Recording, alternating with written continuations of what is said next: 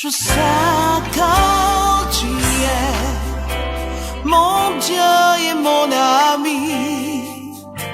Je sais que tu es mon Dieu et mon ami.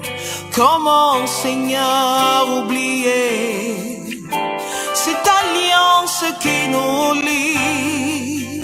Comment, Papa, oublier cette alliance qui nous lie?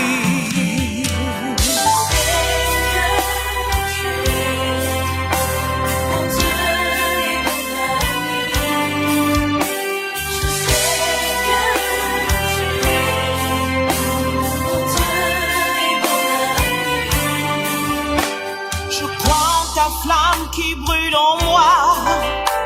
Je crois en cette voix qui me conduit. J'ai foi en ta droite qui me soutient. Je crois en ta flamme qui me conduit. Comment, Seigneur, oublier cette alliance qui nous lie? Comment, Seigneur, oublier cette alliance qui nous lie? Je sais que tu es mon Dieu et mon ami.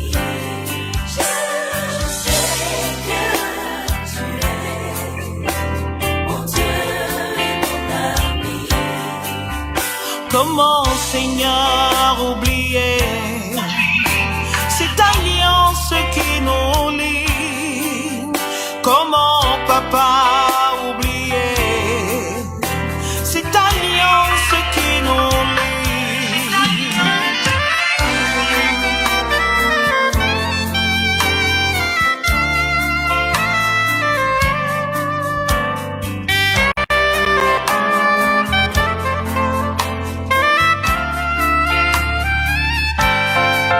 Oui, je sais, oh, je sais, tu es mon Dieu, mon ami. Oh, je sais, oui, je sais, tu es mon Dieu, mon ami. Oh, je sais que tu es mon Dieu, mon ami. Oui, je sais, je sais, je sais. Oh, comme toi, j'ai la victoire.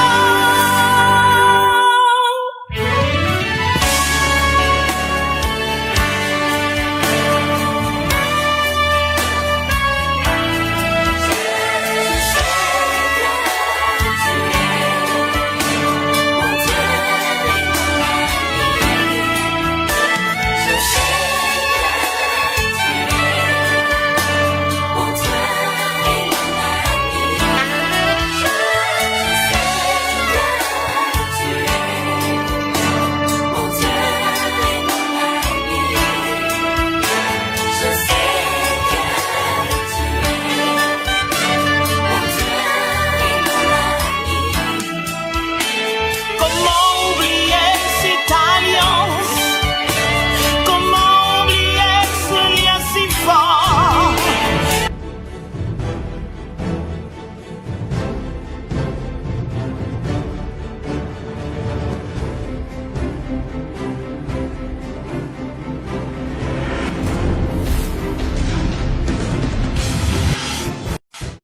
Shalom, shalom, chers téléspectateurs, shalom.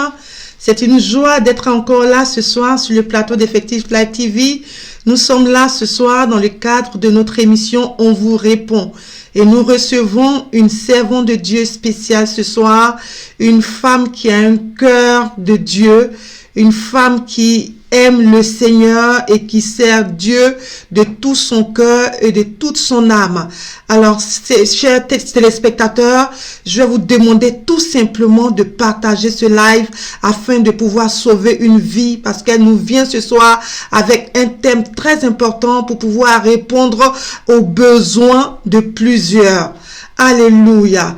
Alors, chers téléspectateurs, ce soir, je vous présente la servante de Dieu, l'évangéliste Mireille de Magdala. Shalom, servant de Dieu.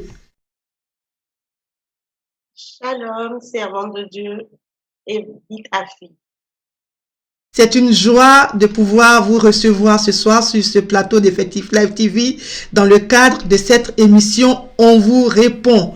Alors, servant de Dieu, vous êtes évangéliste et vous gérez aussi une ONG. Nous pensons par la grâce de Dieu que avant la fin de cette émission, vous aurez le temps vraiment de pouvoir parler de votre ministère et de cette ONG que vous gérez depuis déjà plusieurs années. Et nous croyons que nos téléspectateurs auront besoin d'entendre ça ce soir. Vous êtes une servante de Dieu, vous avez la main sur le cœur et ce soir, vous êtes là pour faire du bien à plusieurs d'entre nous. Alléluia. Alors, servant de Dieu, quel est le thème de ce soir? Quel est le thème de ce soir? Le thème de ce soir, c'est comment se débarrasser de la rancune. C'est ça, voilà, comment se libérer de la rancune. Parce que, servant de Dieu, vous savez, il y a plusieurs personnes qui nous ont posé des questions. Pour savoir comment on fait pour se libérer de la rancune. Parce que comme vous le savez, dans cette décennie, la rancune prend de plus en plus d'ampleur dans ce monde et il y a plusieurs choses qui se passent à cause de la rancune. Et il y a quelqu'un qui a demandé de savoir, mais il dit qu'il n'arrive pas à pouvoir se libérer de la rancune.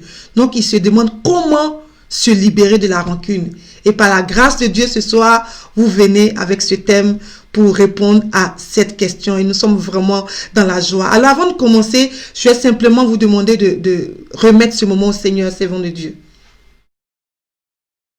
Amen. Éternel Dieu de gloire, Seigneur mon Dieu, mon roi, je veux glorifier ton nom.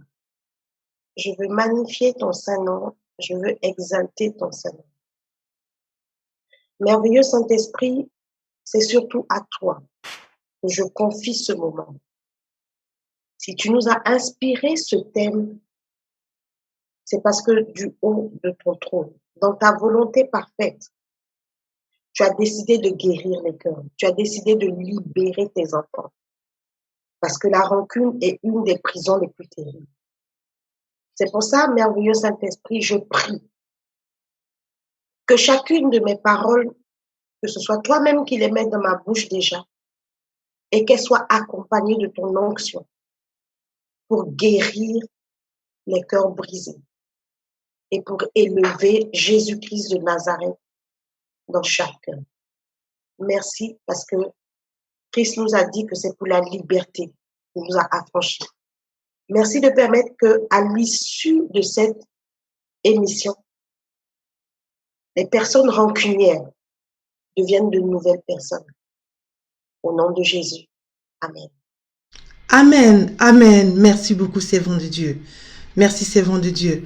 Alors, chers téléspectateurs, comme je vous le disais, la servante de Dieu est là ce soir pour répondre à nos attentes et à vos attentes concernant la rancune. Comment se libérer de la rancune? Alors, je vais vraiment vous demander d'inviter le maximum de personnes, partager ce live dans les groupes, sur vos réseaux WhatsApp, sur Messenger, taguer quelqu'un, vraiment inviter au maximum parce qu'il y a beaucoup de personnes qui ont besoin d'être libérées ce soir de la rancune. Alors, servant de Dieu, quelle est la définition du mot rancune? D'accord.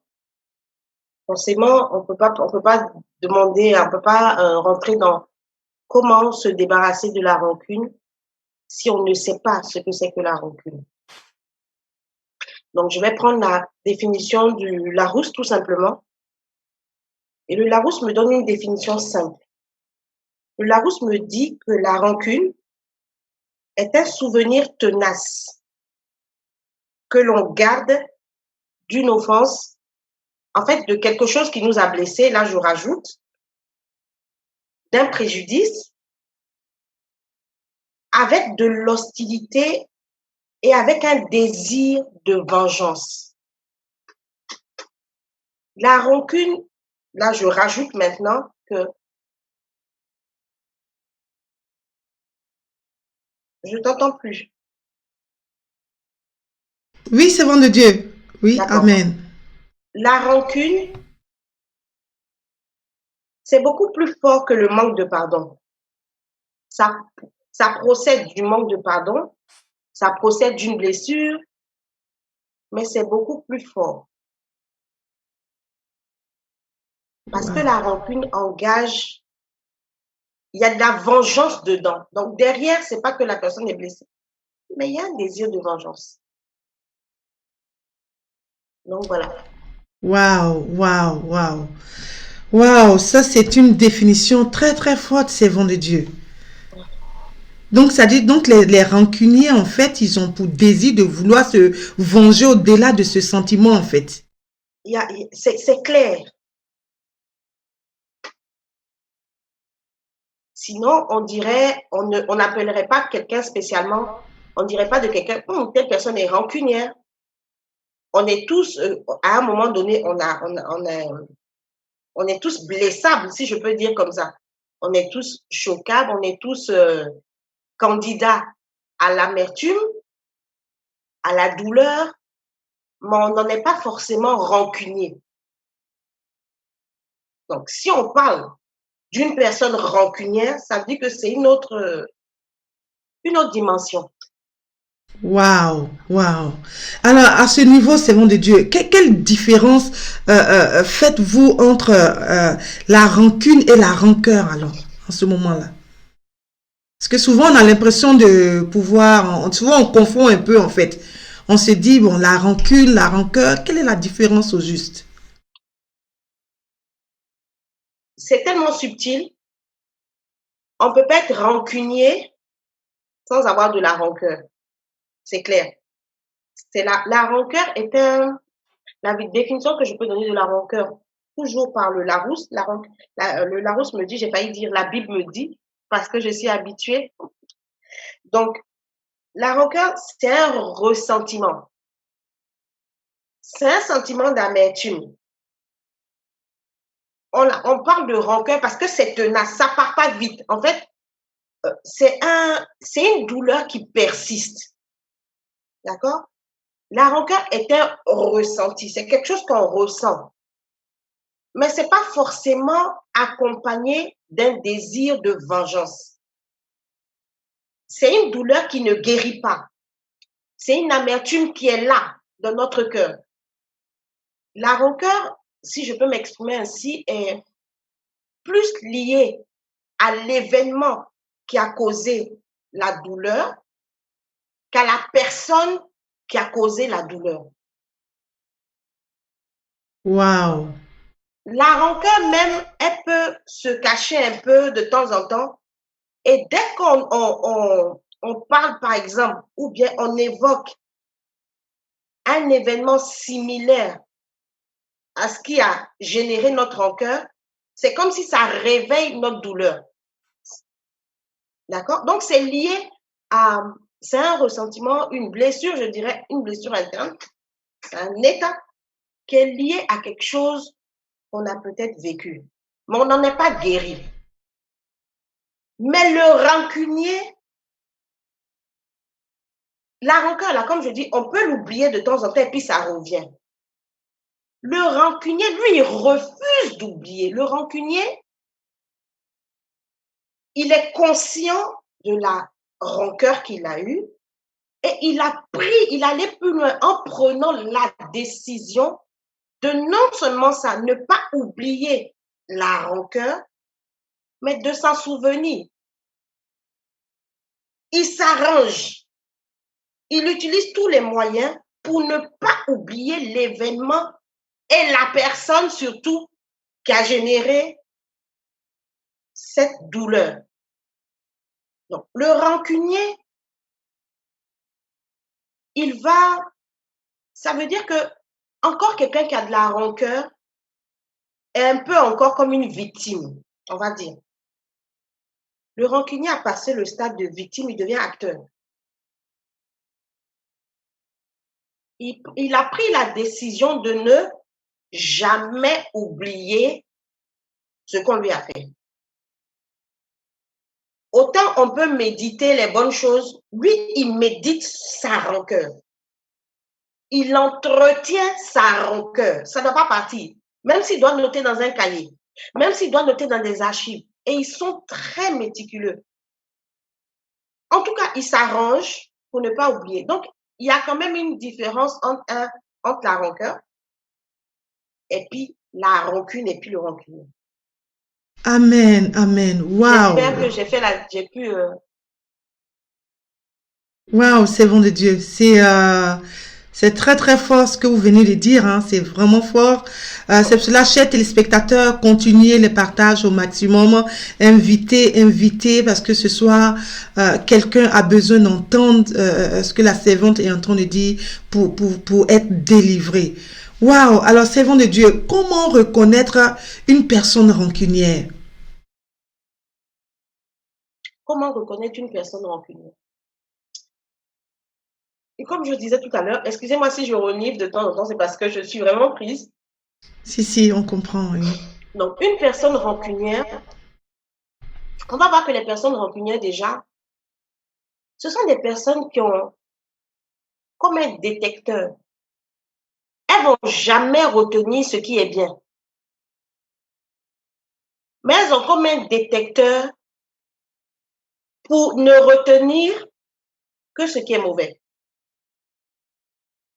Elles sont très vite oublieuses de ce qui est bien, mais n'oublient jamais ce qui est mauvais.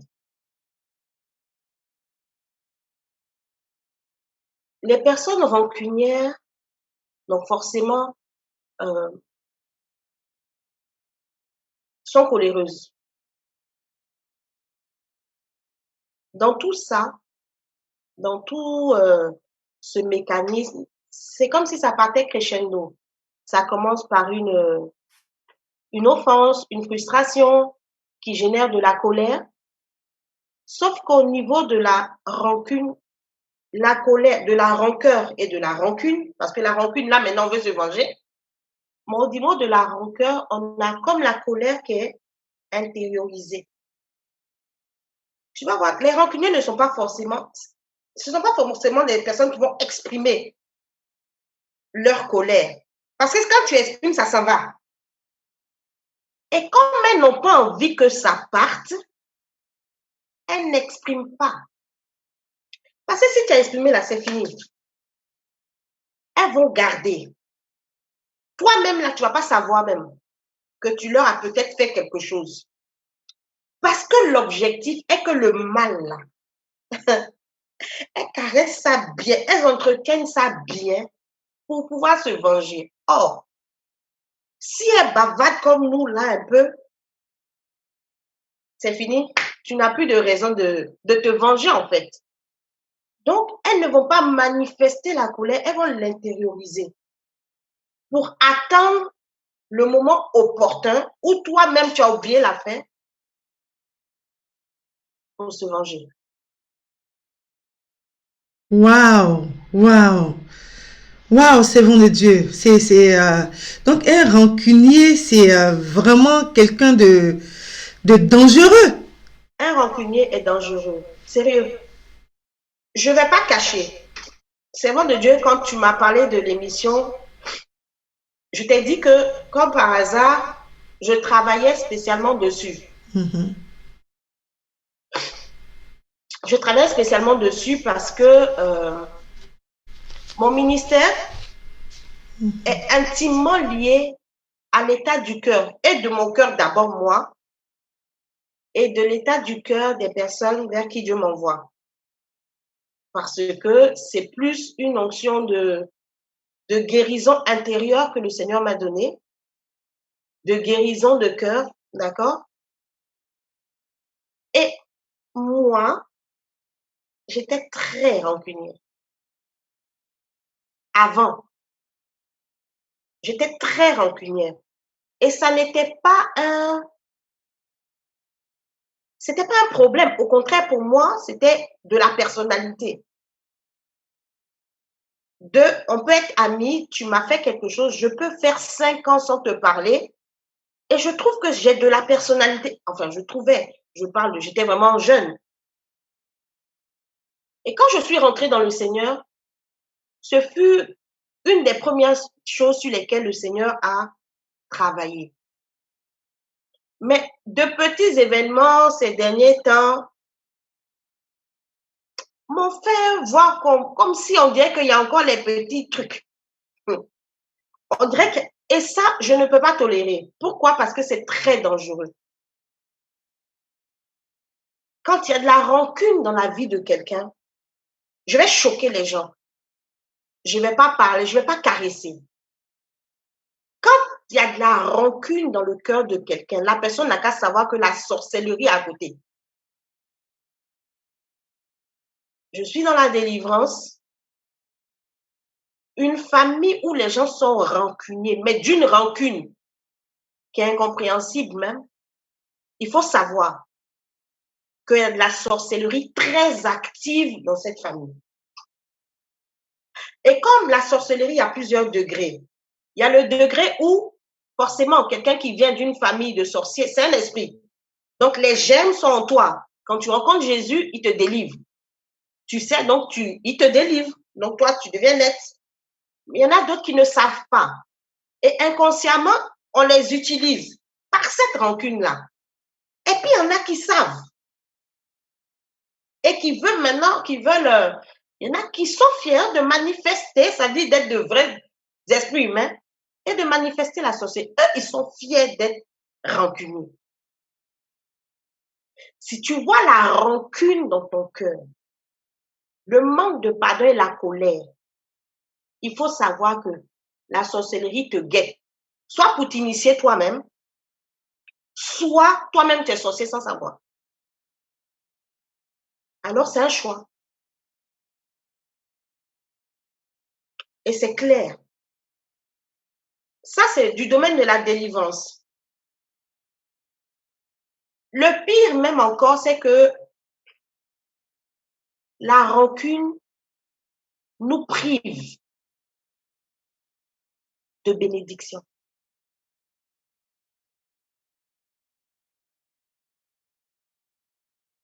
Donc, il fallait que je travaille cela. C'est pour ça que quand tu m'as donné, pour moi-même, hein, et la Bible dit que le cœur de l'homme est mauvais. C'est Jésus qui dit ça. Donc, personne n'a un cœur qui est nickel. Il faut qu'on veille sur notre cœur. Comme Proverbe 4, verset 23 nous dit, veille sur ton cœur plus que toute autre chose. Donc, tous les jours, comme on fait les check-up de santé, tu dois faire un check-up de ton cœur. Et puis savoir s'il n'y a pas une personne, peut-être que tu pardonnes pour les autres, mais il y a une personne spécialement, tu n'es pas prête, comme on dit. Ben, il faut que tu ailles devant la face de Dieu. Il faut que tu ailles devant la face de Dieu. Waouh! Waouh, waouh, servant de Dieu, c'est très très puissant ce que vous êtes en train de dire. Chers téléspectateurs, continuez d'inviter et surtout n'hésitez pas à poser vos questions à la servante de Dieu. Waouh! Alors, servant de Dieu, est-ce qu'il y a des chrétiens rancuniers?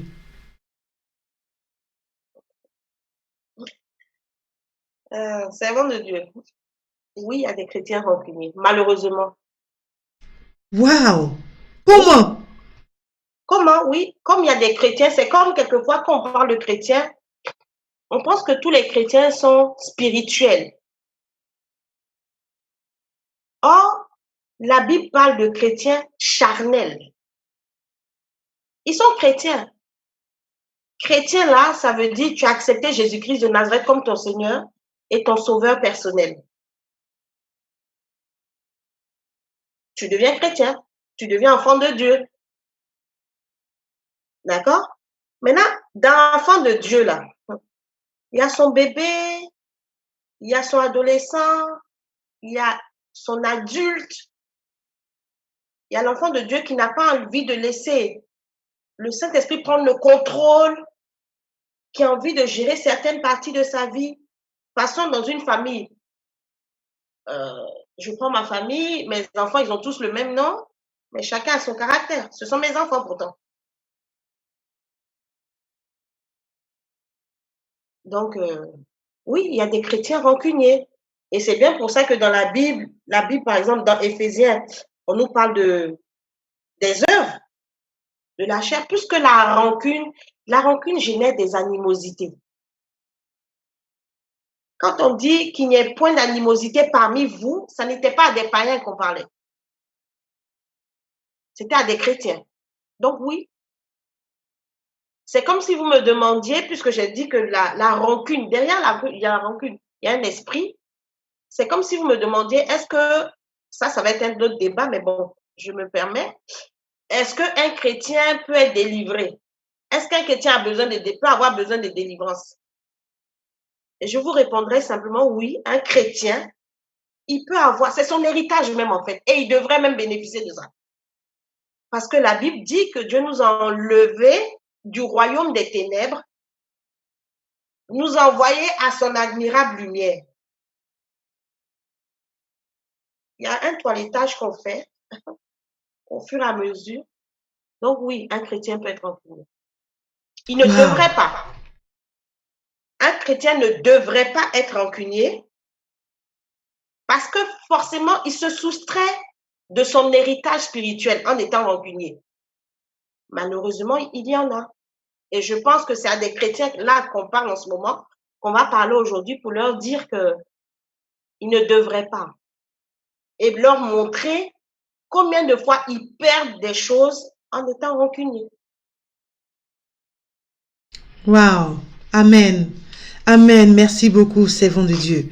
J'ai quelques questions qui sont en train de venir, mais je Moi, je vous voudrais... dis de faire doucement et moins. Je suis fragile. Amen. Alors, servant de Dieu, je voudrais savoir pourquoi a-t-on du mal à pardonner quand on est rancunier? On a du mal à pardonner quand on est rancunier. Je ne sais même pas si on a vraiment du mal à pardonner.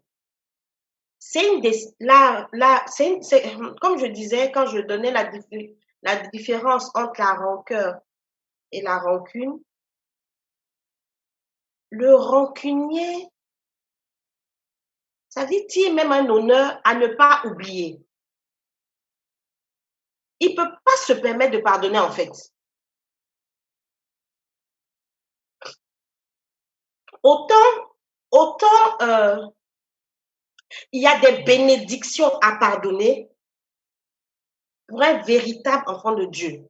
C'est-à-dire, quand je dis véritable, c'est-à-dire pour un enfant de Dieu qui se laisse conduire par le Saint-Esprit, lui, il tire sa gloire dans l'oubli et le pardon. Le rancunier va tirer sa gloire dans le souvenir du mal et le refus de pardonner.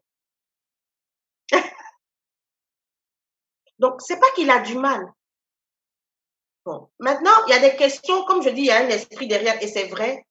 Je me demande si finalement il y arrive. Est-ce que c'est pas une incapacité finalement de pardonner? Ça veut dire, est-ce que l'esprit qui l'anime ne fait pas en sorte qu'il ne puisse même pas pardonner? Je pense même que ça va jusque-là. En vérité, un rancunier, il n'a qu'à passer à la délivrance. Il n'y a pas de problème. C'est mieux. Et le jour où il passera à la délivrance, il se rendra compte. Parce que l'esprit va forcément se manifester. L'esprit humain va forcément se manifester. Il se rendra compte que l'esprit là avait intérêt à ce qu'il ne pardonne pas. Non seulement ça pour sa propre vie, mais pour les personnes qu'il tient captives dans son cœur. Parce que être rancunier, c'est c'est mettre des personnes en prison, en fait, dans des prisons spirituelles. Et c'est très dangereux d'être rancunier. On dit souvent que le rancunier c'est un sorcier. On va même jusqu'à dire ça. Pourquoi? Quand tu es rancunier, là, c'est comme quelqu'un, on a le Saint-Esprit qui utilise les enfants de Dieu, ceux qui sont disposés. Et puis, il y a un autre esprit qui utilise les rancuniers. Donc, tu es vraiment un bon élément. Tu es une personne rancunière est une personne, quel mot je vais utiliser? En tout cas, c'est un bon élément pour être recruté pas dans l'armée du Seigneur, mais dans l'armée de l'autre. Il va faire un travail, on va même pas le payer, mais il va faire le travail de l'ennemi.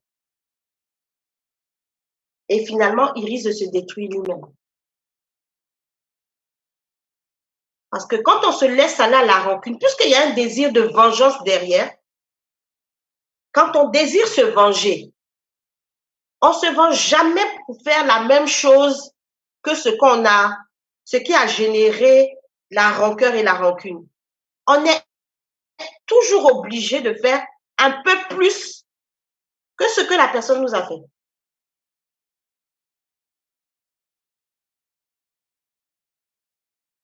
Et les rancuniers ne sont pas loin d'être des meurtriers. La Bible dit que celui qui se met en colère est meurtrier.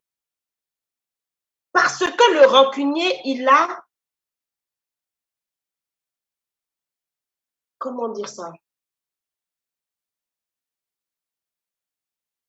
Il a, c'est pas le mot, c'est pas conservé, mais il a, les mots m'échappent. On va dire il a fait en sorte de bien garder sa colère. Il met Mais c'est bien pour au faire quoi? chaud, en fait. Pardon? Il met bien au chaud. Très bien. Il entretient, merci, c'est le mot que je cherchais. Le rancunier entretient sa colère. Or, celui qui se met en colère est meurtrier, dit la Bible. Un rancunier, il n'est pas loin de passer à l'acte. Et quand j'ai voulu chercher des histoires dans la Bible d'abord, qui parlent des rancuniers. Et l'histoire la plus évidente était l'histoire de Caïn et Abel.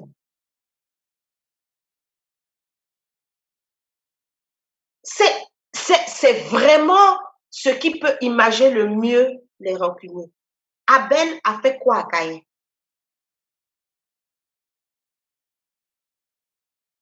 Les rancuniers, là, les rancuniers, quelquefois, ce qui gênait leur rancune n'a même pas de sens.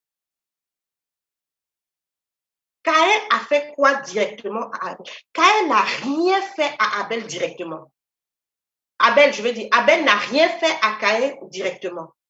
Chacun a fait son offrande. Il n'a pas insulté. Il ne lui a rien dit. Mais Caïn a gardé. Et puis ils sont jaloux. À côté de la rancune, là, ils sont jaloux. Tu m'avais demandé comment les reconnaître. Ils sont jaloux. Ils sont égoïstes. Ils sont un peu envieux. Ce sont des signes, ce sont des caractéristiques qui accompagnent les rancuniers. Abel n'a rien fait à Caïn. Et la Bible même dit que Abel est allé dans le champ de Caïn. Or, le Seigneur avait vu dans le cœur de Caïn et le Seigneur lui a dit, fais attention.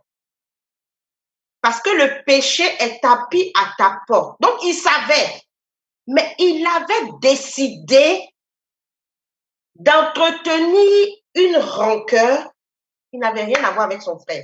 Et si son frère l'a rejoint dans sa plantation, là, c'est parce que pour le frère même, le frère n'a pas vu le danger. Attends, moi, je ne vois pas un danger et puis je vais suivre quelqu'un qui veut me tuer. Non. Pour le frère, c'était quelque chose qui était passé. Pour le frère, il n'y avait rien, il n'y avait pas quelque chose dans l'attitude de son frère Caïn qui pouvait lui donner un signe comme quoi tu étais en danger. Et les rancuniers sont comme ça. Ils peuvent rire à toi alors qu'ils te guettent. Parce que ce qu'ils ont préparé là, c'est tout un film pour se venger. Donc, tant que ce n'est pas encore arrivé, ils vont rire à toi. Jusqu'à ce que tu tombes en griffe dans leur piège. Waouh. Waouh. Waouh. Merci beaucoup, servant de Dieu. Alors, il y a quelqu'un qui veut savoir, servant de Dieu, est-ce que la rancune peut détruire un couple? Est-ce que la rancune peut détruire? Un couple. C'est la pire des choses. Là, il ne doit même pas On ne doit même pas arriver au stade de rancune. Même la rancœur, là, même déjà, c'est compliqué. La Bible dit de ne point dormir avec la colère, que le soleil ne se couche point sur notre colère.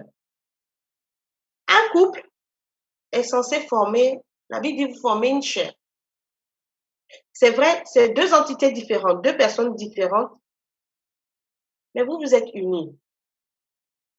Et tous les jours que Dieu fait, vous êtes couple pourquoi? Pourquoi on vous appelle couple? Pourquoi vous n'êtes pas camarades? Pourquoi? Parce que le couple est censé H24 vivre ensemble, normalement. Un ami, tu vas le voir, vous vous séparez, vous vivez pas ensemble. Mais un couple, vous partagez des choses profondes ensemble. Donc, c'est impossible que vous alliez au stade de la rancune. Alléluia. Alléluia. Amen. Wow. Donc, avant que, ça veut dire, le couple même ne doit même pas tolérer, ça veut dire, eux, chaque soir, ils doivent faire leur bilan. Chaque soir, en fait. Ils doivent régler, ils ont les conditions pour régler ce qui ne va pas. Ça peut arriver, mais ça ne peut pas arriver au stade de la rancune, non. Un couple ne doit même pas tolérer l'amertume. C'est pas possible. Sinon, ils vont détruire. Ils ont toléré, ça dit, il y a des racines d'amertume. C'est pour ça que la Bible dit de ne pas tolérer les racines d'amertume dans le cœur. Parce que les racines la produisent du fruit. Donc, on ne doit même pas parler de rancune même. On doit revenir même au stade d'amertume. Il doit pas y avoir d'amertume au sein d'un couple. Il faut qu'ils puissent se parler. Il faut qu'ils puissent régler. Parce que se disant qu'ils sont condamnés en griffe à vivre ensemble. Et puis autant, alors puisqu'on est obligé de vivre ensemble, autant rendre cette vie ensemble, cette vie commune, autant la rendre chic. Autant bénéficier vraiment l'un de l'autre. Amen. Wow. Amen, servant de Dieu. Nous avons plusieurs questions qui reviennent. Alors, il y a quelqu'un qui veut savoir. Il dit, peut-on qualifier la personne qui pardonne mais qui n'oublie pas de rancunière? Est-ce qu'une personne qui pardonne mais qui n'oublie pas, c'est-à-dire qu'il n'oublie pas ce qui s'est passé ou le mal qu'on lui a fait, est-ce que cette personne peut être considérée comme une personne rancunière? Qu'elle fasse attention. Je ne dirais pas qu'elle est une personne forcément rancunière, puisque dans la rancune, en tout cas le stade le plus achevé de la rancune, il y a de la vengeance derrière. D'accord? Donc, il y a des gens qui n'oublient pas, qui n'ont pas forcément le désir de se venger, mais qui n'oublient pas. Mais je veux juste les ramener à la parole de Dieu. Nous sommes censés ressembler à notre Dieu. D'accord? Et la Bible dit que quand nous venons demander pardon à Dieu, là, non seulement ça, il nous pardonne, mais il y a une chose qu'il fait ensuite, c'est qu'il oublie. Donc, impossible d'être un enfant de Dieu, même si on ne te met pas l'étiquette forcément de rancunier. Mais je dirais que tu es le petit frère de rancunier ou bien son cousin. D'accord? Mais impossible d'être un enfant de Dieu et puis de dire que toi, tu n'oublies pas le mal, genre tu pardonnes. C'est pas possible. En réalité, c'est pas possible.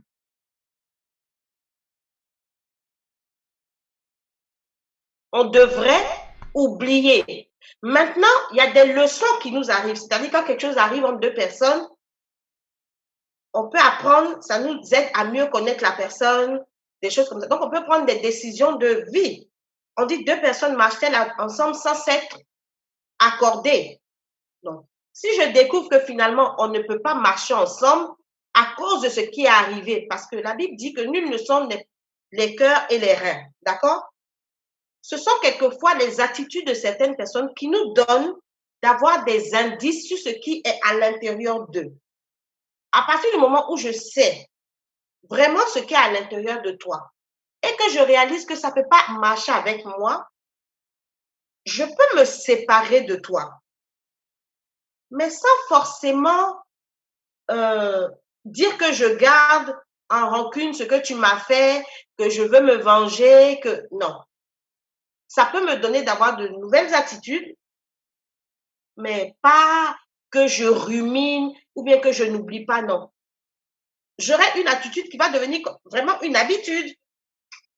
Et peut-être que si on me demande pourquoi, moi-même, je peux ne même pas savoir même pourquoi j'ai changé d'attitude, puisque c'est quelque chose, c'est un comportement qui est venu suite à quelque chose.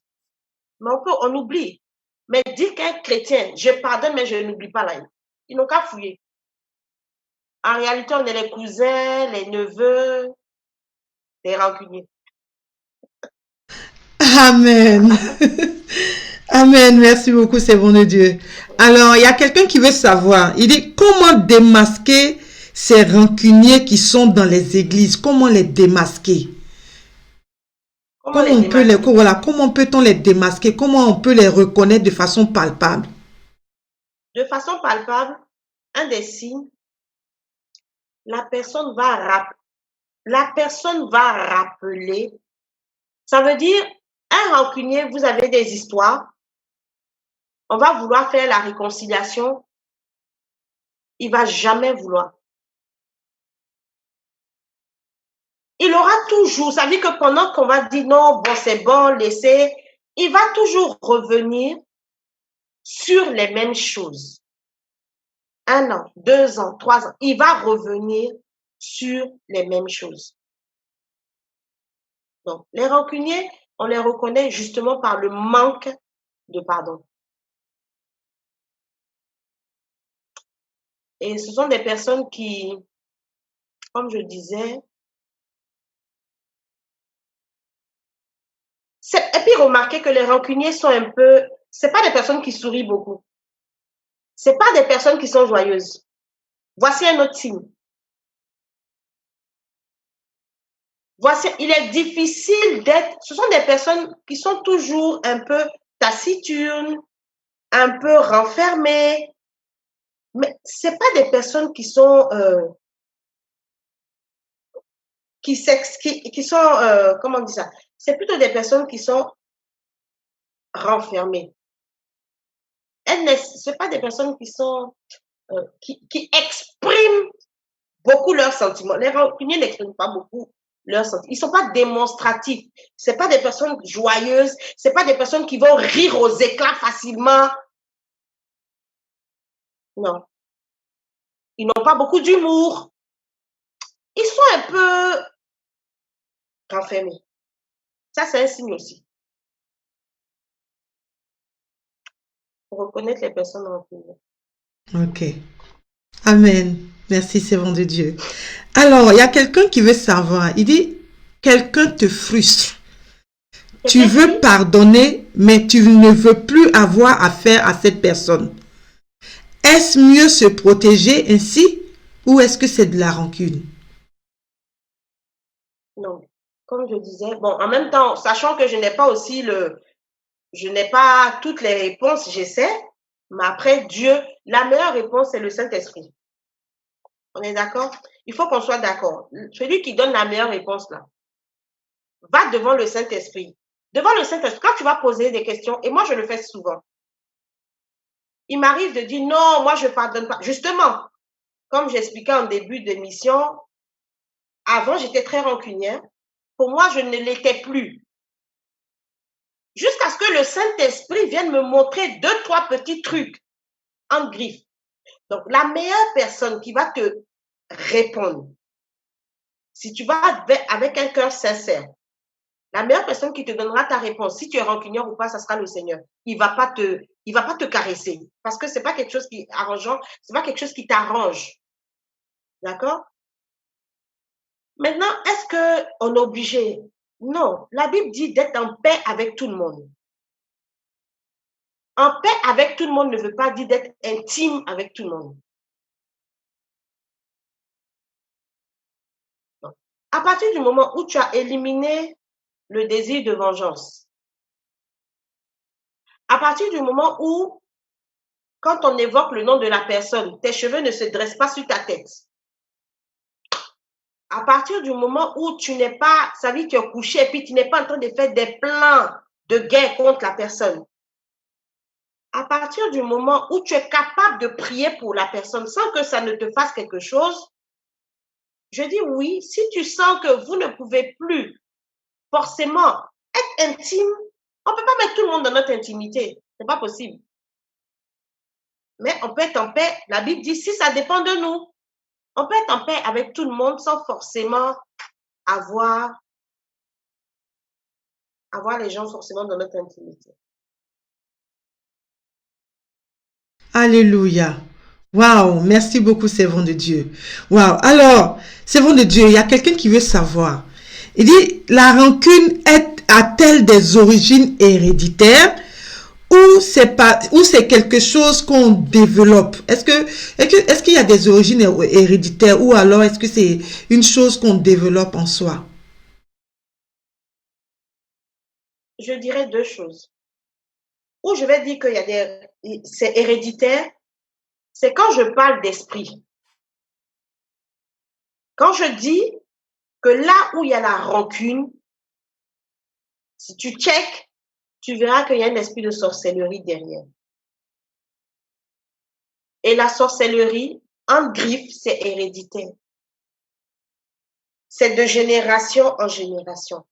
On va réaliser que tu vas regarder ta vie et tu vas voir que quelquefois, vous retrouvez entre vous frères des choses que vos parents ont vécues. Et des choses que les parents de vos parents ont vécues.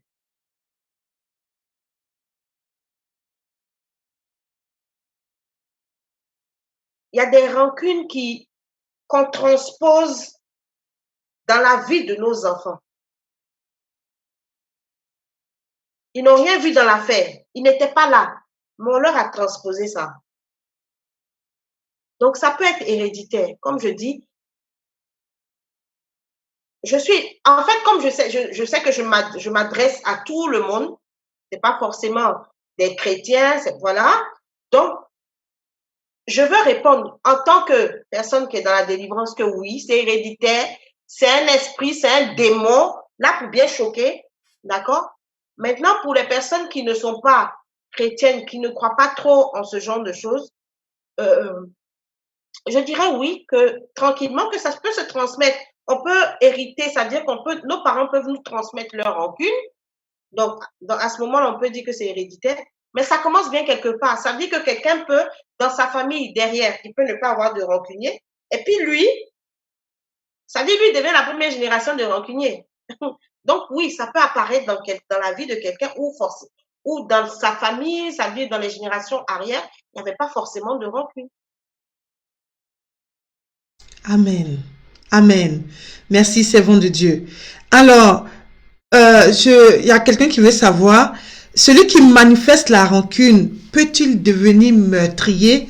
Je sais que vous en aviez parlé un peu tout à l'heure, mais la personne veut savoir de façon concrète. Est-ce que celui qui manifeste la rancune peut devenir une personne meurtrière? Oui. Je vais répondre cash. Je vais dire oui. La Bible dit que celui qui se met en colère est meurtrier. Or, le rancunier, c'est le papa.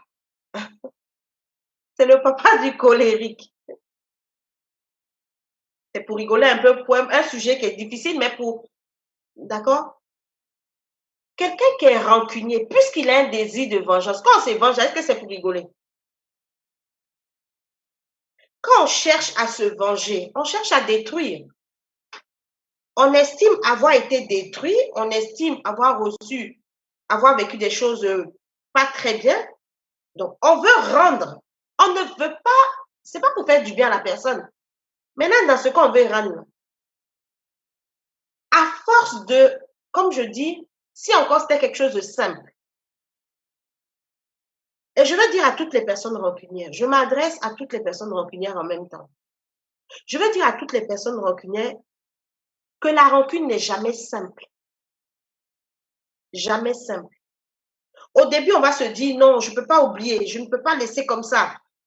Le problème, c'est qu'il y a un esprit, il y a quelqu'un derrière qui va t'utiliser.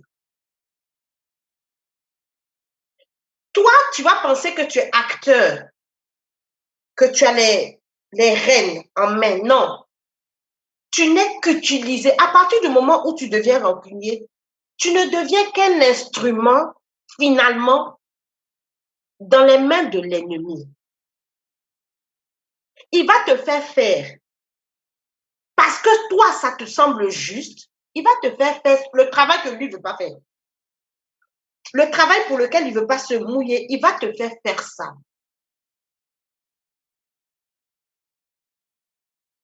Et oui, il y a beaucoup de façons de tuer les gens. Hein. C'est pas forcément que tu prends un couteau pour piquer dans son cœur et puis il meurt. Non. Puisque tu es rancunier, tu ne veux pas que la personne évolue. Tu ne veux pas que la personne soit heureuse. Tu ne veux pas. Ça veut dire que tu as mis la personne dans une prison, pas comme la MACA, pas comme les prisons que je visite, mais tu as mis la personne dans une prison spirituelle. Imagine un peu si tu as onction pour mettre dessus. C'est grave. Oui, tu tues la personne spirituellement. Tu peux tuer la personne spirituellement. Et puis tu vas attirer. Quelqu'un qui est rancunier n'attire pas de bonnes ondes. Quelqu'un qui est rancunier ne va attirer que les mauvais esprits, justement, qui ont envie de faire un mauvais travail dans la vie de la personne. Oui. Pour les rancuniers, on a qu'à. Je me mets dedans. Quand l'émission va finir, là, on s'en va devant le Seigneur pour dire qu'il faut nous enlever la rancune. Parce qu'il manque un peu, on va faire la sorcellerie.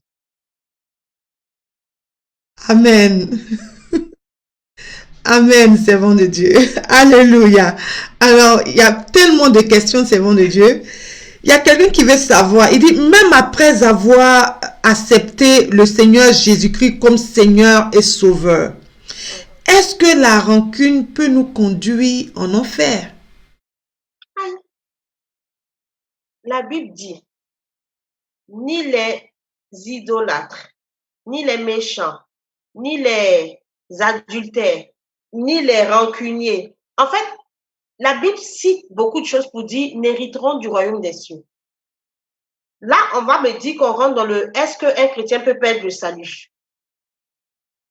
Mais dans salut, là, ça dit salut, tu l'as reçu gratuitement. Mais si toi, tu tues quelqu'un, si on me dit que les meurtriers conservent leur salut, bon, moi, je ne connais pas ça. Pour moi, le salut, là, Paul dit, il travaille pour ne pas perdre. Après avoir prêché, après avoir fait plein de choses, après avoir prêché l'évangile à plein de personnes, il ne veut pas lui perdre. Donc, il y a une possibilité de perdre. Donc, si tu es rancunier, c'est pas parce que tu n'as pas reçu le salut, mais tu peux toi-même te soustraire à la grâce de Dieu à cause, mais parce qu'un rancunier refuse, c'est quelqu'un, en fait, qui refuse la grâce de Dieu dans la vie de quelqu'un d'autre.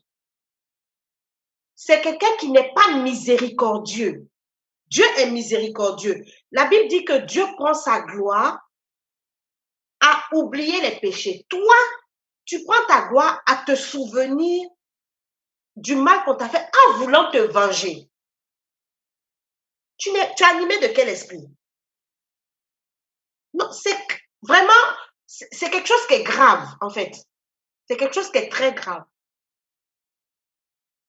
Tu ne peux pas être rempli du Saint-Esprit. En tout cas, tu ne peux pas être rempli du Saint-Esprit et puis être rancunier. Si le Saint-Esprit est réellement dans ta vie, il va mettre son doigt dessus, il va te dire, laisse ça. Il va te le dire forcément. Au-delà même d'une histoire de vie éternelle, déjà sur la terre, il va te dire, laisse ça, parce qu'un rancunier vit mal. Comme je dis, les rancuniers ne rient pas. Ils rient pas beaucoup, ils profitent pas des petites choses. C'est-à-dire, ils sont pas heureux en réalité. Donc, il est difficile de rester chrétien, en tout cas, en étant rancunier.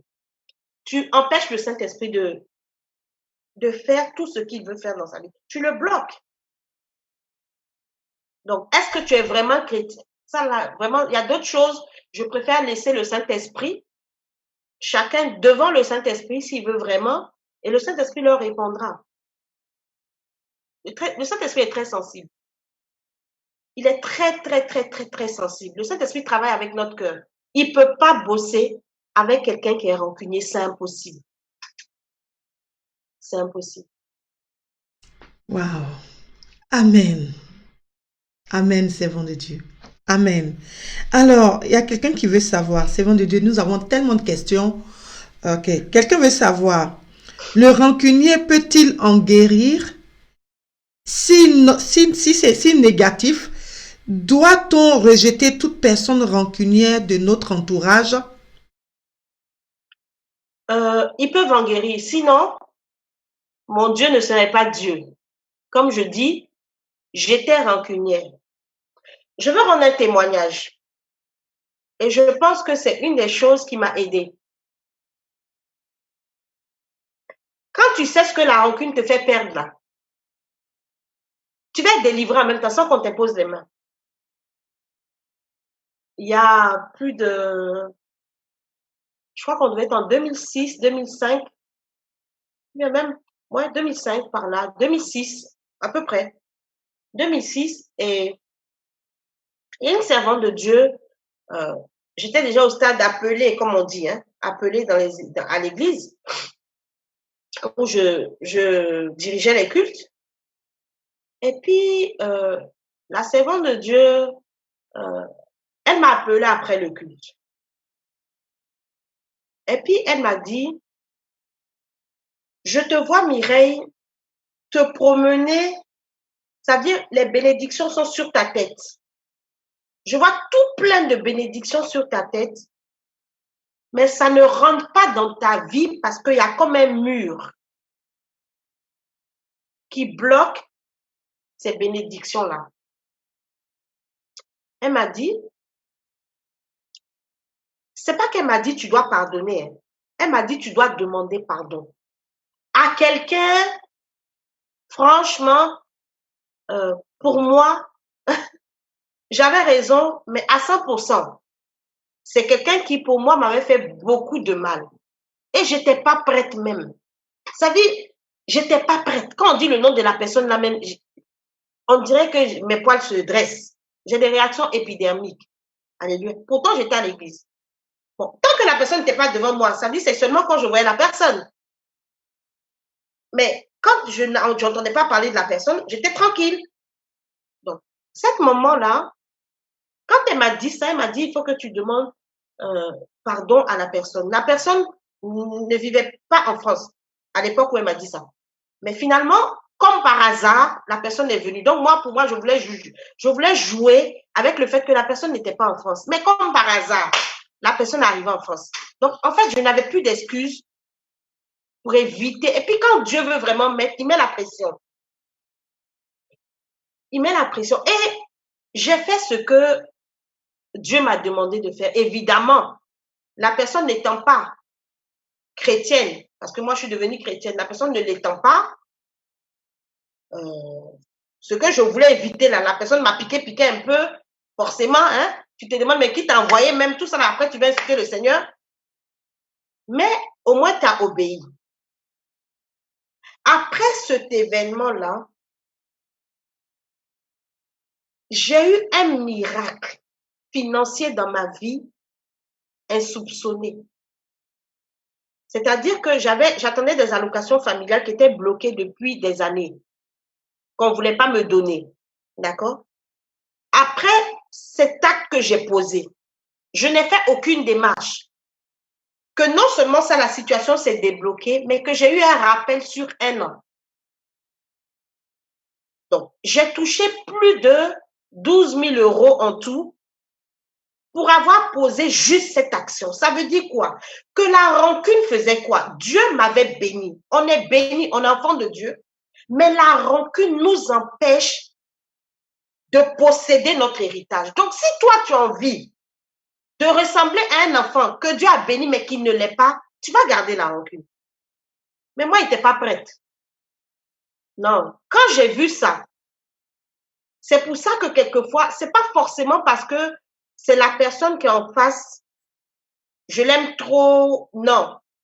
Je m'aime trop d'abord. Parce que je m'aime et parce que je n'ai pas envie de rater les bénédictions de Dieu. Même si quelque chose me semble juste et logique, mais que Dieu n'approuve pas, je laisse. Je ne cherche plus à avoir raison. Donc, la personne qui demande là, elle n'a qu'à passer à la délivrance. Il y a déjà un esprit. Et puis, comme c'est une question de volonté, parce que la Bible dit que il faut qu'on prie quelquefois pour ramener les pensées captives à l'obéissance de Christ. Ça veut dire que les pensées de cette personne-là sont tenues captives par un esprit. Alors, j'encourage la personne à prendre des moments de jeûne, de prière devant le Seigneur. Qu'elle aille pour qu'on prie pour elle. Et je crois que Dieu fera. Et ensuite, qu'elle comprenne que si elle ne pardonne pas là, Dieu ne peut pas lui pardonner. Il l'a dit clairement dans sa parole. Pas qu'il ne veut pas, mais c'est un principe. Ce que tu fais, c'est ce qu'on te fait. Donc, que la personne réalise, la personne ne vaut pas la peine. La personne qui a suscité la rancune là, elle ne vaut absolument pas la peine de perdre les bénédictions de Dieu pour une affaire. En plus, si on réalise, si on remarque, une affaire qui est passée depuis des années. Les rancuniers là, ils marchent contre nature parce que même les douleurs les plus profondes, avec le temps, ça m'énuise. Mais un rancunier refuse que le temps fasse son travail. Donc, il n'a qu'à laisser le temps, la prière, le Saint-Esprit est capable. Les trois choses combinées sont capables. La Bible dit que Dieu nous donne un cœur nouveau. Ils sont capables de lui donner un cœur nouveau. Oui, c'est possible d'être délivré de la rancune et d'être quelqu'un qui... Et on trouve tellement de vie quand on est libéré de la rancune. On respire, quoi. On a l'impression que nous-mêmes, là, nous qui mettons les gens en prison, en réalité, c'est nous-mêmes qui sommes en prison. On respire. Waouh. Amen. Amen, servant de Dieu. Waouh. Merci beaucoup. Alors, il y a quelqu'un qui veut savoir, est-ce que le rancunier peut être hypocrite?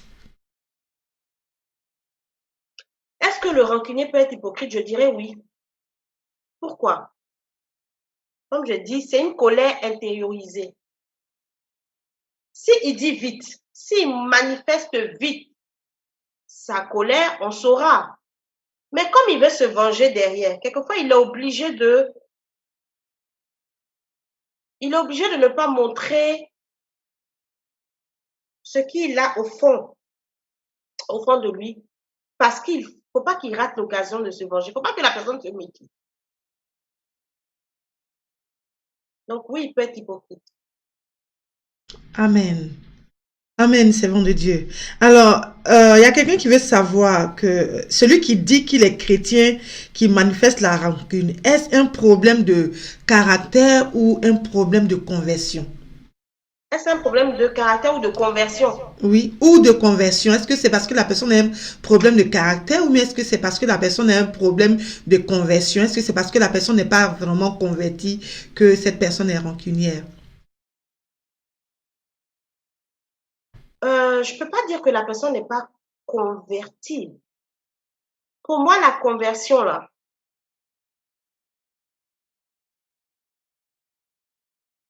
elle ne se fait pas en une fois. Un rancunier qui est dérangé par le fait d'être rancunier est converti déjà pour moi. Quelqu'un qui est dérangé, je répète, quelqu'un qui est dérangé par le fait d'être rancunier, ça veut dire que le Saint-Esprit agit suffisamment dans son cœur pour lui dire que ce truc-là n'est pas bon dans ta vie. Ça veut dire que la personne est déjà convertie.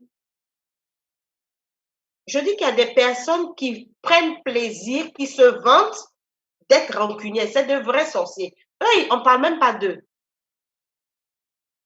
On ne parle même pas de ces personnes-là. Mais est-ce que c'est un caractère?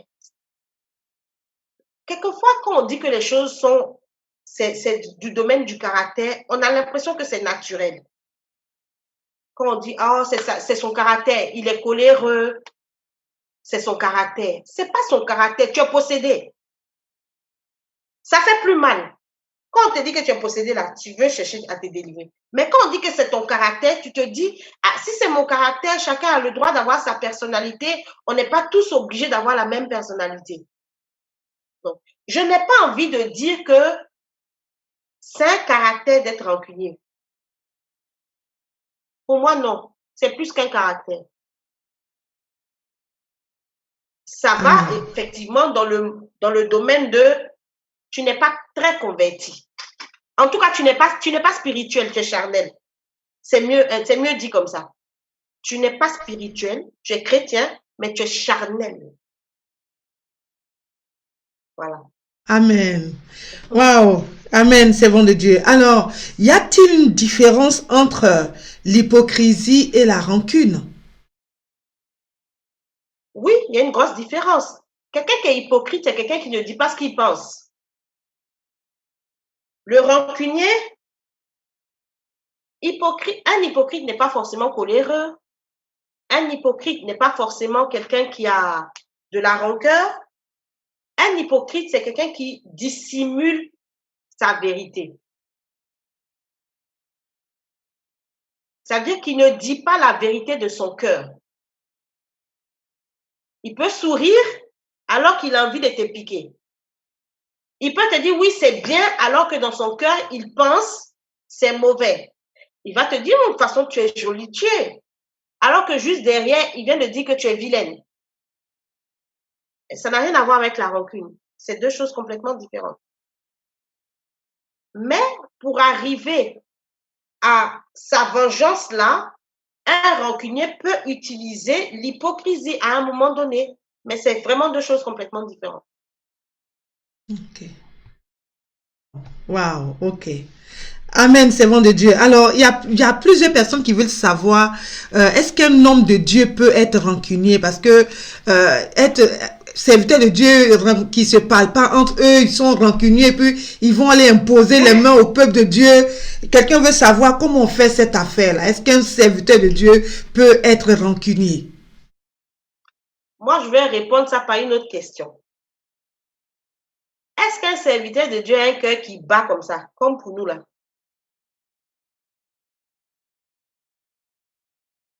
Est-ce qu'un serviteur de Dieu peut? Un serviteur de Dieu peut. Est-ce qu'un serviteur de Dieu doit? Un serviteur de Dieu ne doit pas. Tu comprends? Tu vois ce que je veux dire? Est-ce qu'un serviteur de Dieu peut être rancunier? Oui, un serviteur de Dieu peut être rancunier. Comment je peux dire ça? C'est quoi un serviteur de Dieu? C'est qui un serviteur de Dieu? Un serviteur de Dieu, c'est quelqu'un que Dieu a oint, d'accord? Quelqu'un que Dieu a mis à part, quelqu'un que Dieu a oint de façon spéciale pour lui, ses enfants, d'accord? Donc, il a quelque chose de spécial dans sa vie pour les enfants de Dieu, pour les chrétiens, ce genre de choses. Mais ça ne dispense pas le serviteur de Dieu de lui, sa relation aussi, son intimité avec le Seigneur. Ça ne dispense pas le serviteur de Dieu de venir, c'est-à-dire d'avoir des parents qui sont sorciers. Donc, d'avoir des racines de sorcellerie dans sa vie. Ça ne dispense pas le serviteur de Dieu d'avoir, par exemple, des parents, s'il était polygame, que la polygamie le fatigue, ou si ses parents étaient adultères, que l'adultère le fatigue, s'il n'est pas passé à la délivrance. Un serviteur de Dieu doit, comme les chrétiens, lui aussi s'humilier devant le Seigneur par rapport à sa propre vie. Un serviteur de Dieu peut-il être rancunier? Oui. Doit-il être rancunier? Non, absolument pas. Amen. Amen, servant de Dieu. Alléluia. Nous sommes vraiment bénis ce soir. Notre émission tire bientôt à sa fin, mais nous avons encore quelques minutes. Voilà, la régie nous accorde encore quelques minutes, servant de Dieu. Alors, servant de Dieu, est-ce que on peut, parce qu'il y a plusieurs personnes qui veulent savoir, est-ce qu'il faut se séparer définitivement? Déjà, est-ce qu'on peut être ami à une personne rancunière? Et je vais faire deux questions en même temps. Et est-ce qu'on peut se débarrasser définitivement de son frère ou de sa sœur qui a une rancune vraiment ténace? De son frère, de sa sœur qui a une rancune. Comme je dis, les personnes rancunières sont dangereuses. Sont dangereuses dans le sens que elles ne sont plus forcément objectives. L'intelligence, quand même, Dieu nous dit, je vous envoie comme euh, des serpents ou je sais pas quoi là. Redis-moi, au milieu, ça dit, il nous demande d'être prudent. Le Seigneur nous demande d'être prudent. Donc, hey, si tu sais qu'il y a quelqu'un qui veut te tuer, tu vas pas laisser camaraderie à la personne. Si visiblement la personne t'a montré que le jour, elle a une occasion de te faire du mal, elle va le faire. Je ne crois pas que le Seigneur t'en veuille de t'éloigner de cette personne. Maintenant, si tu t'éloignes juste parce que tu as eu mal et que tu n'as pas eu la confirmation du Seigneur qu'il fallait s'éloigner, si c'est la rancune qui t'a motivé, si c'est là, tu auras à un moment, le Seigneur va te demander certaines choses. Je prends le cas de Abraham et Lot. Ils ont eu des histoires. Mais aucunement la Bible me dit que Abraham a été rancunier. Abraham a gardé rancune contre Lot. Bien au contraire. Le cœur d'Abraham est tellement resté disposé envers Lot que il arrivait, ça veut dire Dieu se révélait à Abraham par rapport à des choses qui devaient arriver à Lot et Abraham intercédait. Mais pourtant, ils sont restés séparés. Il n'a pas dit non, il faut venir encore et puis on va continuer le chemin. Parce que Dieu ne voulait pas, Dieu voulait Abraham seul. Donc, quelquefois, si c'est Dieu qui a permis une séparation, on va pas être plus royaliste que le roi. Mais si Dieu n'a pas permis, ben, on se remet pas ensemble. Paul s'est séparé de Marc, je crois, à un moment donné, et puis de Barnabas. À cause de Marc, je crois, Paul s'est séparé, il a eu des histoires avec Barnabas. Mais dans la suite, on se rend compte que Marc et puis Paul se sont remis ensemble. Pourtant, ils s'étaient séparés. Donc, moi, je dis que celui qui a le dernier mot toujours, là, on n'a qu'à toujours avoir recours au Saint-Esprit. J'aime pas trop les choses où on donne comme des lois, où on donne non, c'est comme ça, comme ça, comme ça, comme ça qu'il faut faire. Ça me dérange moi-même. La personne vers laquelle on doit toujours se tourner, dans quelle que soit la situation, mais pour ce qui nous concerne, c'est le Saint-Esprit. Il est le meilleur conseiller et il sait toutes choses. Amen. Amen, servant de Dieu. Amen. Alors, servant de Dieu, comment peut-on se faire pardonner par une personne rancunière? Et je vais rassembler, voilà, je vais rassembler deux questions en même temps. Voilà, comment se faire pardonner par une personne rancunière et quels sont les dégâts que la rancune peut faire dans une vie? Il est difficile de se faire pardonner d'une personne rancunière tant qu'elle est rancunière. Non, on ne se fait pas pardonner. Une personne rancunière ne pardonne pas. Il faut lui demander pardon et puis il faut s'en éloigner. Il y a une différence, par exemple, entre les personnes qui sont rancunières et les personnes qui ne sont pas rancunières. D'accord? Devant une même situation, ça veut dire devant une situation, par exemple, de blessure, d'injustice, tu vas voir que la personne qui n'est pas rancunière, pourtant qui a mal, hein, quand on viendra lui demander pardon, quand la personne qui lui a fait mal viendra lui demander pardon avec tous les salam alek qu'il faut, la personne qui n'est pas rancunière va pardonner. parce qu'elle-même, ça la dérangeait de garder, c'est-à-dire d'être blessée. Elle avait besoin du pardon de la personne pour guérir. D'accord? Mais la personne qui est rancunière, si elle pardonne, elle va plus se venger. Or, son but est de se venger. Elle va jamais pardonner. Elle va toujours trouver des raisons. Elle va même en inventer pour rester dans sa posture. Donc, je ne sais pas. Il faut demander pardon. Il faut faire ce qu'on a à faire. Mais devant une personne rancunière, je pense qu'il faut prendre un peu de recul et prier pour la personne de loin. Que Dieu la délivre. Alléluia, servant de Dieu. Alors, comment être délivré de la rancune? Sinon, comment arrêter la rancune? Quelqu'un veut les solutions ce soir et comme la question a été posée sur le thème, comment se libérer de la rancune, servant de Dieu? Non, je crois aussi que j'ai répondu. Tu avais posé 2 questions en un. Mhm. Tu avais dit aussi quelles sont les conséquences. Les conséquences de la rancune sont désastreuses. La rancune te soustrait. La rancune, quand tu es rancunier là, tu ne bénéficies plus. C'est comme si tu te soustrayais toi-même de la grâce et de la faveur de Dieu.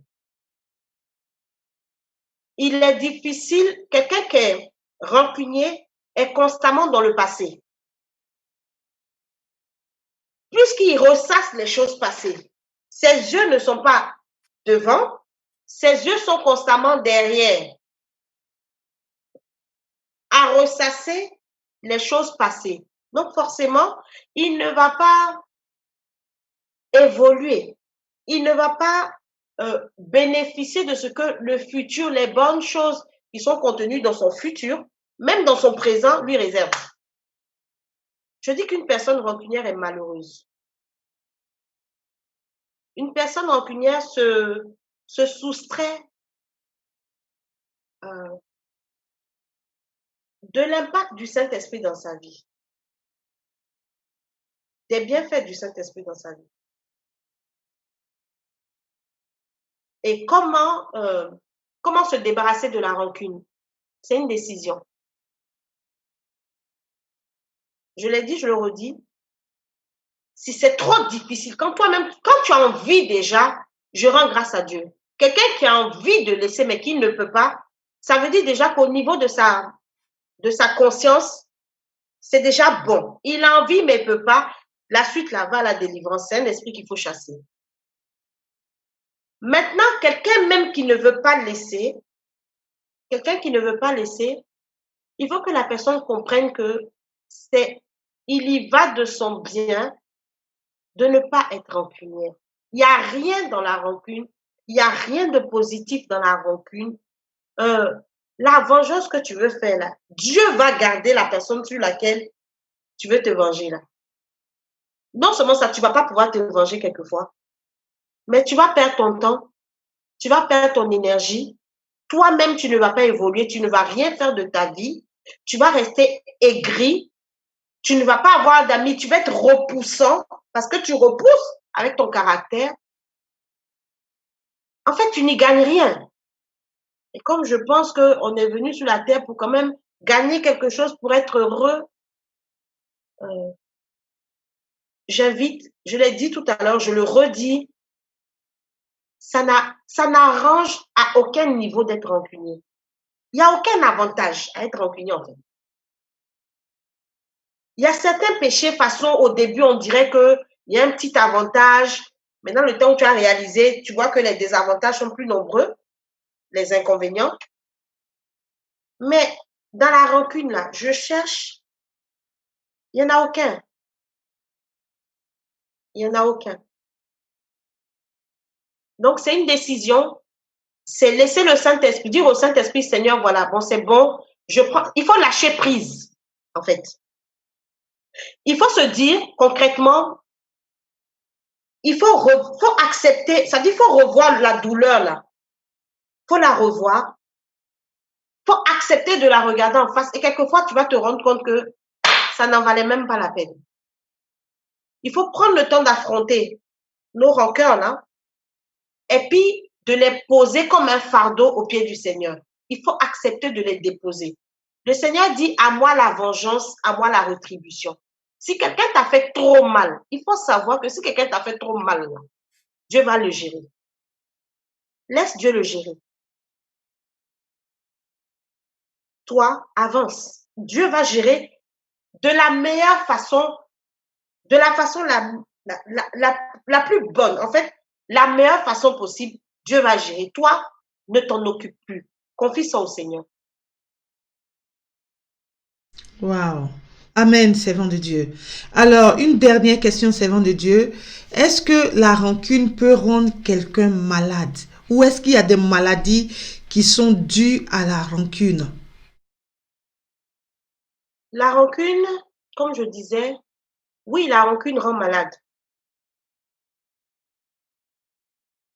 C'est un peu la rancune, comme je dis, dans la rancune, il y a la colère. Et les personnes colériques, coléreuses, quelquefois, après, ça dépend de ce qu'on veut dire, ont souvent des problèmes de sang, des maladies liées au sang, c'est-à-dire comme la tension. C'est pour ça que sur le plan psychologique, on appelle les coléreux les sanguins. Donc, ils ont des problèmes liés au sang, donc problèmes cardiaques, ce genre de choses, et même de mémoire, c'est-à-dire troubles de mémoire, puisque ils passent leur temps à se souvenir de mauvaises choses. Tu es concentré sur une chose, tu vas oublier les autres choses. Donc oui, il y a des maladies. Et je disais que les personnes rancunières ne sont pas joyeuses. Or, la Bible dit que la joie est un remède pour les os. Ça veut dire que la rancune a un impact sur les os. Donc, toutes les maladies liées aux os, tu es rancunier, toi seul, tu as des douleurs ici, tu as mal au dos ici, tu as mal au pied. Il faut laisser la rancune. Et puis, ça rend vilain. Les personnes rancunières ont un faciès repoussant. Ce n'est pas une affaire de joli, ce n'est pas une affaire de maquillage. Elles sont pas... Il y a quelque chose qui repousse, en fait. C'est scientifiquement prouvé que les personnes joyeuses sont belles de figure. Donc, ce n'est pas black up. Quand tu es joyeux là, Dieu te gère aussi. Et ça, la rancune ne fait pas ça. Wow. Amen, servant de Dieu. Amen. Il y a quelqu'un même qui est en train de dire que il connaît, et voilà, il connaît quelqu'un il sait à qui la rancune a donné ulcère. Il y a la servante de Dieu, la prophétesse Lou Gloire, qui nous suit aussi, qui dit que ça donne AVC. Donc, ça dit que voilà, la rancune a des dégâts terribles. Oui. Ça donne beaucoup de choses. Même Alzheimer, ça peut donner. Wow. Alléluia. Waouh, merci, servant de Dieu. Alors, servant de Dieu, notre émission tire à sa fin. Avant de vous passer la parole tout à l'heure, est-ce que vous pouvez prier pour toutes les personnes qui nous ont suivis ce soir, qui sont victimes de rancune, si je peux le dire ainsi, qui n'arrivent pas à se débarrasser de ce fléau très destructeur? Je vais prier et j'ai une bonne nouvelle déjà. La bonne nouvelle, c'est que je crois déjà que toutes les personnes qui sont restées, qui souffraient de rancune et qui se sont connectées à ce direct-là, ça veut dire que le temps de Dieu, en fait, a sonné dans leur vie. Le temps de Dieu a sonné dans leur vie parce que Dieu veut les délivrer. Parce que il y a des bénédictions qui doivent se matérialiser. Ça dit, c'est l'heure de la matérialisation de certaines bénédictions dans leur vie. C'est l'heure de l'exaucement de certaines prières pour eux maintenant. Et je crois déjà que le Saint-Esprit les a déjà sélectionnés et qu'il a déjà commencé son travail juste au travers de ma voix. je n'ai peut-être rien dit de spécial, mais le Saint-Esprit va profiter de ma voix, de ce que j'ai dit, pour comme percer l'abcès. Je déclare déjà que ces personnes-là, le travail de restauration a déjà commencé dans leur vie.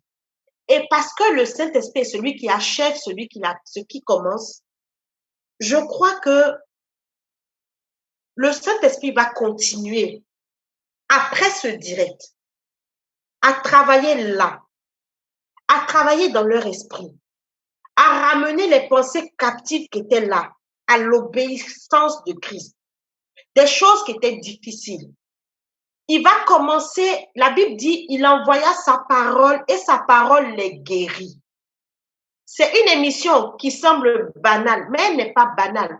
Parce que dans chaque parole, dans tout ce qui sortira de ma bouche, le Saint-Esprit se saisira de cela pour aller directement guérir le cœur des personnes, le cœur blessé de ces personnes-là. Elles souffrent plus qu'on ne croit, elles souffrent plus qu'on ne pense.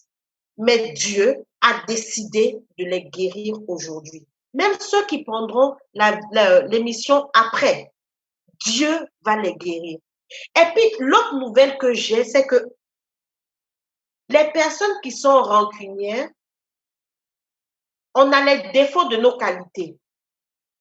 Quelquefois, ce sont des personnes qui ont un grand cœur. Et ce grand cœur-là a été déformé. Je leur annonce que Dieu va reformer leur cœur pour leur donner le cœur que lui, Dieu, leur avait donné avant la fondation du monde. Qui est plutôt, au lieu d'être ce cœur rempli de rancune, rempli de manque de pardon et tout ça, Dieu leur donnera un cœur rempli de compassion. Un cœur de chair. Et ils deviendront des bénédictions insoupçonnées pour les personnes, pour leur famille, pour leur entourage et pour leur nation. Je le déclare et je le décrète dans le nom puissant de Jésus-Christ de Nazareth. Je brise toute forteresse. Je dis qu'il y avait la sorcellerie. Alors je renverse ce jour tout autel de sorcellerie dans la vie de ces personnes. J'enlève leur nom dans les annales de la sorcellerie. Eux, leur nom là, ça ne figurera plus dans les annales de la sorcellerie. Par le sang de l'agneau, j'efface leur nom dans les annales de Satan. Au nom de Jésus-Christ de Nazareth, j'arrache leur âme.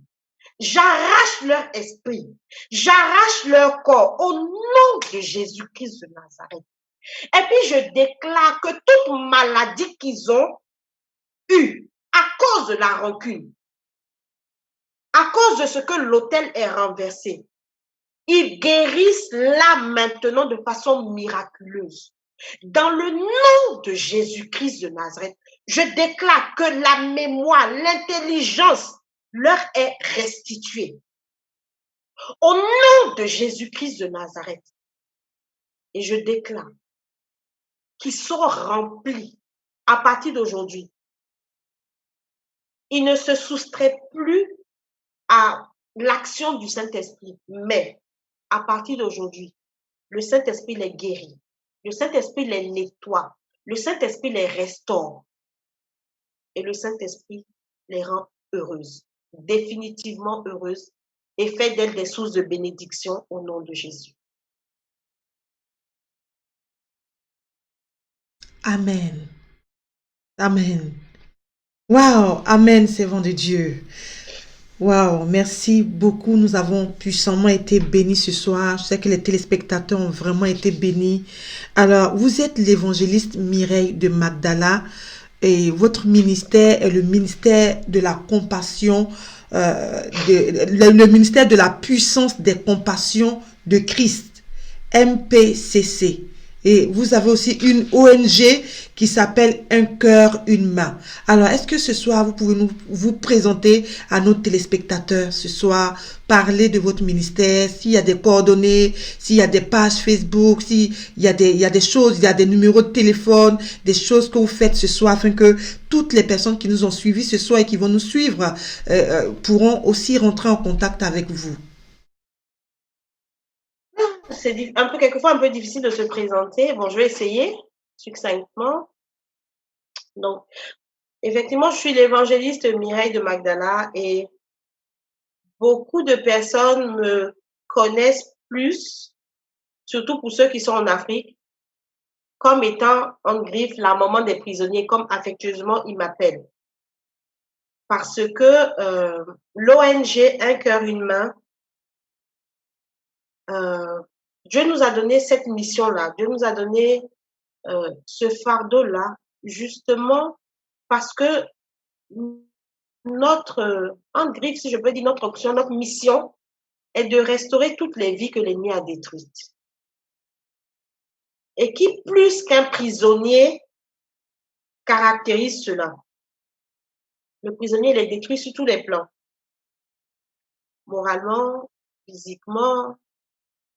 Voilà. Donc, c'est pour ça que le Seigneur a comme une particularité, ça ne représente pas tout mon ministère, mais c'est une certaine particularité, une partie de mon ministère qui est d'aller vers les prisonniers pour leur montrer que même si la société les a rejetés, pour d'autres, en griffe, ils le méritaient.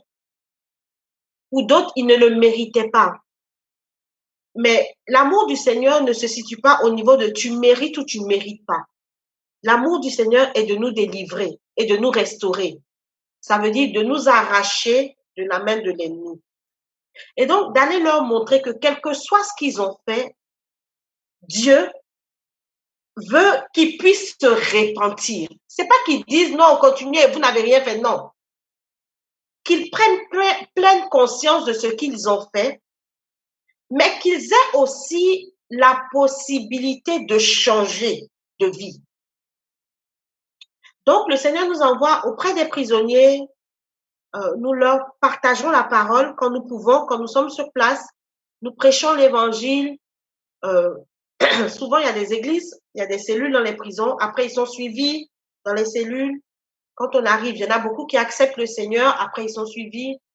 Nous essayons aussi ça c'est pour ceux qui sont chrétiens, mais quand nous partons, nous ne nous occupons pas que des chrétiens. Quand on arrive en prison, on donne à manger à tout le monde. Que tu sois musulman, que tu sois athée, que tu sois je ne sais pas trop quoi. On ne choisit pas parce que le Seigneur nous a dit, j'étais en prison et vous êtes allés me rendre visite. Après, ils sont libres. On ne peut pas imposer à quelqu'un. C'est pas le but. Le but est juste de dire que le Seigneur vous aime. Parce que Christ est mort pour le monde, il n'est pas mort pour les chrétiens. Voilà. Donc, nous nous occupons des prisonniers. Nous essayons d'améliorer leurs conditions de vie. Parce que, je le dis souvent, c'est pas dans la tombe qu'on se convertit. C'est quand on est encore vivant. Et tant qu'ils seront dans des conditions qui appellent, qui les attirent vers la mort, ou bien qui empêchent que l'évangile même se manifeste, c'est-à-dire qu'ils puissent même entendre, nous, on essaie de créer les conditions pour qu'ils deviennent de nouvelles personnes. Ça, c'est quand ils sont en prison. On est en train de travailler sur la réinsertion. Quand ils sortent de prison, là, on est au niveau des femmes pour pouvoir les reformater parce que la prison détruit. Ça n'a rien à voir avec l'argent, ça n'a rien à voir avec l'éducation. Quand quelqu'un rentre en prison, il ne ressort jamais indemne de la prison. C'est pas possible. Et la société aussi ne facilite pas les choses. Donc, à partir du moment où quelqu'un rentre en prison, quand il sort, il n'a pas forcément des bras accueillants dehors. Le fait que nous les rejetions les ramène encore, ça dit c'est comme un cercle vicieux. Et nous voulons briser ce cercle-là en aidant les personnes qui ont été en prison à se réinsérer, c'est-à-dire à récupérer les vraies valeurs, les valeurs du royaume, pas forcément de la religion, mais les valeurs de Dieu, d'accord? à les réinsérer, à les former et puis à les réinsérer dans la société. Nous nous occupons des enfants de prisonniers parce que nous nous rendons bien compte que, surtout en Afrique, que quand les parents sont en prison, il y a plus personne pour s'occuper des enfants. Les enfants deviennent déscolarisés. Les enfants déscolarisés deviennent des enfants de la rue. Les enfants de la rue deviennent des mineurs en prison. Donc, l'enfant se va retrouver son papa en prison. Et tout ça, c'est compliqué. Et voilà ce que nous faisons avec les prisonniers. Donc, l'ONG s'appelle Un cœur, une main. En ce moment même, nous sommes encore avec la situation du Covid-19. On n'a pas pu faire ce que le Seigneur nous avait dit, en tout cas dans le temps comme il avait dit, mais quand nous, on a voulu annuler, il nous a demandé de continuer malgré la situation. Donc, nous sommes en train de donner à manger dans chaque prison. On avait tous les prisonniers, par exemple, de la Côte d'Ivoire, il y en avait 21 000. Et par la grâce de Dieu, et parce que le Seigneur a touché des personnes que Dieu a rendues sensibles à cette cause-là, c'est pas facile. Quand on parle d'un malade, tout de suite, la compassion est générée naturellement. Quand on va parler d'un orphelin, la compassion va être générée tout de suite. Mais quand on parle d'un prisonnier, les gens sont un peu plus réticents parce qu'on se dit qu'ils méritent. S'ils sont en prison, c'est parce qu'ils ont détruit justement des gens, des vies. C'est pour ça qu'ils se trouvent là-bas. Mais entre quelqu'un qui reste mauvais et puis un mauvais qui change, je suis comme mon père. Je préfère un mauvais qui change qu'un mauvais qui empire. C'est comme ça qu'il faut comprendre. Même pour nous, même notre Père, si tous les prisonniers sont transformés, imaginons que tous les prisonniers soient transformés, nous sommes en paix, que d'avoir des récidivistes. Donc là, on n'est pas subventionné. Dieu a touché des personnes, des particuliers qui nous ont aidés à nourrir. On a fait jusque 14 000 prisonniers. Il nous en reste à peu près 7 000. Et nous offrons un repas dans chaque prison. Et la contribution que nous demandons aux gens, c'est de 1 euro par prisonnier. Même si c'est beaucoup plus, c'est une contribution. Il nous en reste 7 000. Donc après, chacun peut laisser parler son cœur. Et puis, en fait, celui qui manifeste la miséricorde lui sera manifestée aussi dans sa vie. À un moment donné, tous nous péchons. Et tous nous avons besoin de pardon à un moment donné. On parlait de rancune, ben voilà. On a besoin de pardonner nous aussi à ceux qui nous ont fait du mal, qui ont déjà payé pour nous avoir fait du mal, puisqu'ils sont retrouvés en prison. Quand ils sortent là, on peut, parce qu'on a pardonné, laisser que Dieu leur permette d'avoir une autre vie. Donc, sur le Facebook, il y a une page Facebook qui s'appelle Ministère de la puissance des compassions de Christ. On peut retrouver le lien sur ma page privée, Mireille de Magdala. Donc, il y a le lien de la page Ministère de la puissance des compassions de Christ. Et donc, je n'ai pas que l'ONG, hein, je suis évangéliste. Je ne fonctionne plus vraiment en église, mais on s'apprête à reprendre. Je suis plutôt missionnaire et on va dire itinérante, plus en ce moment. Mais une nouvelle saison s'annonce. Voilà, j'ai un ministère auprès de... Mais une des particularités de mon ministère est vraiment la guérison intérieure. C'est la restauration, c'est parce que j'ai vu le Seigneur faire dans ma vie.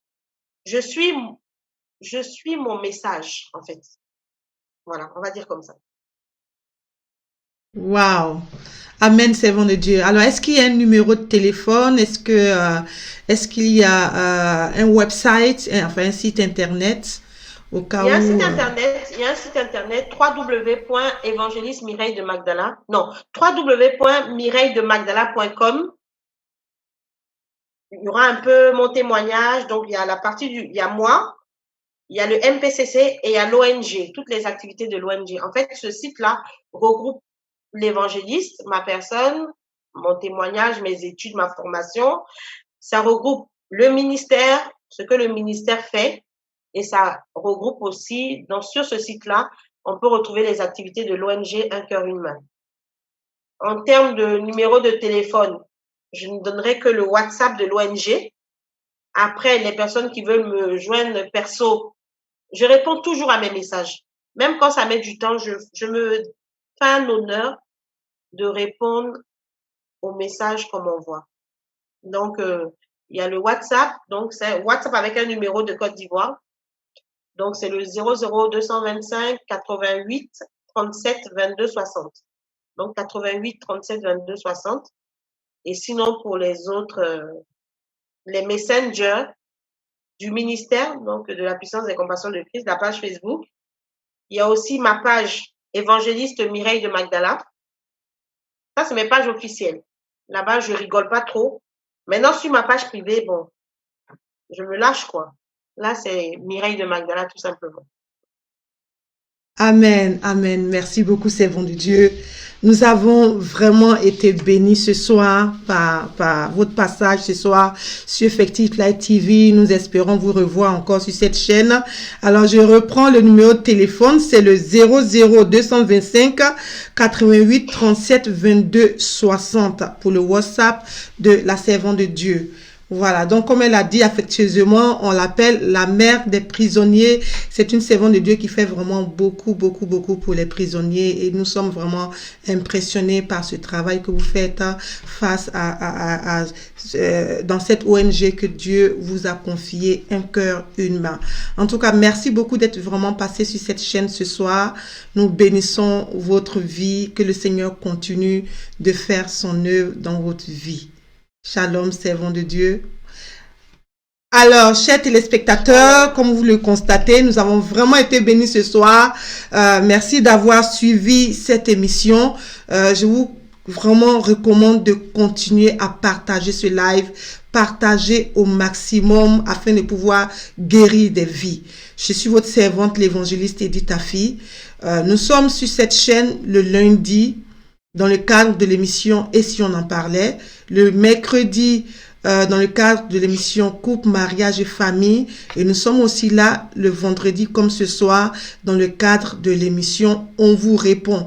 Et ce lundi, nous allons recevoir une autre servante de Dieu qui vient aussi avec un thème très intéressant. Alors, surtout, je vous encourage à vous connecter. Abonnez-vous à cette page, faites connaître Effective Live TV à votre entourage. C'est une chaîne par laquelle Dieu passe pour pouvoir procurer des messages de sagesse, des messages de guérison, des messages de restauration. Voilà, vous pouvez aussi vous abonner sur notre page YouTube Effective Live TV. Vous allez retrouver cette émission aussi sur Effective Live TV YouTube. Que le Seigneur vous bénisse. Je vous dis shalom, shalom, shalom.